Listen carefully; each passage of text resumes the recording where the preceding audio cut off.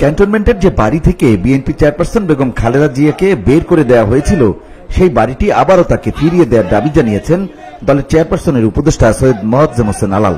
শুক্রবার জাতীয়তাবাদী প্রচার দলের প্রতিষ্ঠাবার্ষিকী উপলক্ষে বিএনপির প্রতিষ্ঠাতা শহীদ রাষ্ট্রপতি জিয়াউর রহমানের সমাধিতে সংগঠনটির নেতাকর্মীদের সাথে নিয়ে শ্রদ্ধা জানাতে যান বিএনপি চেয়ারপারসনের উপদেষ্টা মোয়াজ্জেম হোসেন আলাল।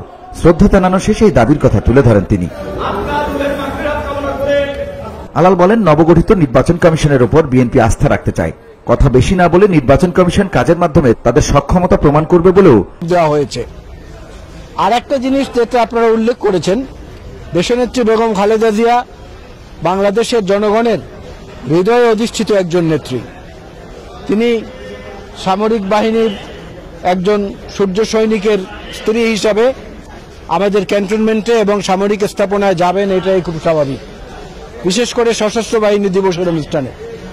তবে তার যে প্রতিক্রিয়া এবং তার যে অভিব্যক্তি আমরা দেখেছি, তাতে মনে হচ্ছে বহু বছর পর কোনো পাখিকে শিকল বেঁধে পায়ে শিকল বেঁধে আটকে রাখা হয়েছিল, সেই পাখিটাকে মুক্ত জীবনে ছেড়ে দেওয়া হয়েছে, এমন অনুভূতিটা ওনার মধ্যে আমরা দেখতে পেয়েছি।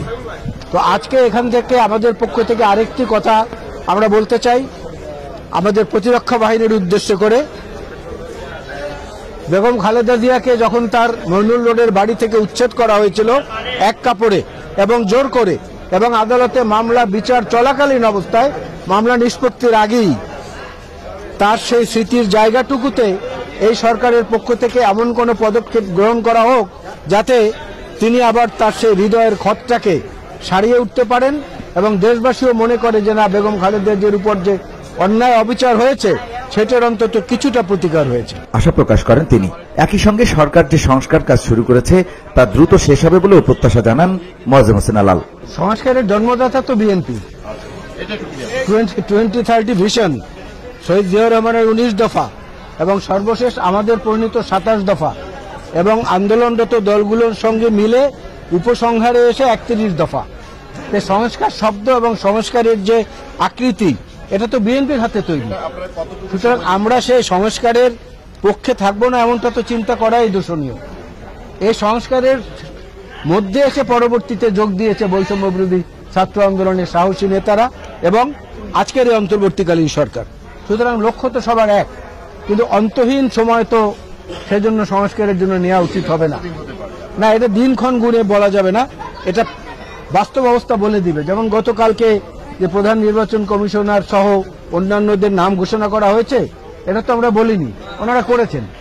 এতো বুঝলাম একটা পদক্ষেপ এগিয়েছে। এইভাবে যতটা আগাবে এটা আপনারাও বুঝবেন, আমরাও বুঝবো, তখনই মনে করবো যে নির্বাচনের জন্য উপযুক্ত সময় তৈরি হয়েছে।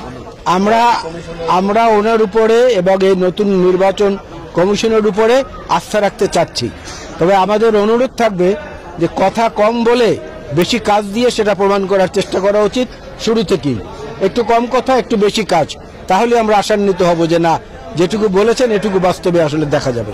এ সময় উপস্থিত ছিলেন প্রচার দলের সভাপতি মাহফুজ কবির মুক্তা, সাধারণ সম্পাদক আকবর হোসেন, সিনিয়র সহসভাপতি আলামিন খান, সহসভাপতি ও যুক্তরাজ্য শাখার আহ্বায়ক আজিজুস সামাদ ও সিনিয়র যুগ্ম সাধারণ সম্পাদক ওয়াকিদুজ্জামান ডাবলু সহ অন্যরা।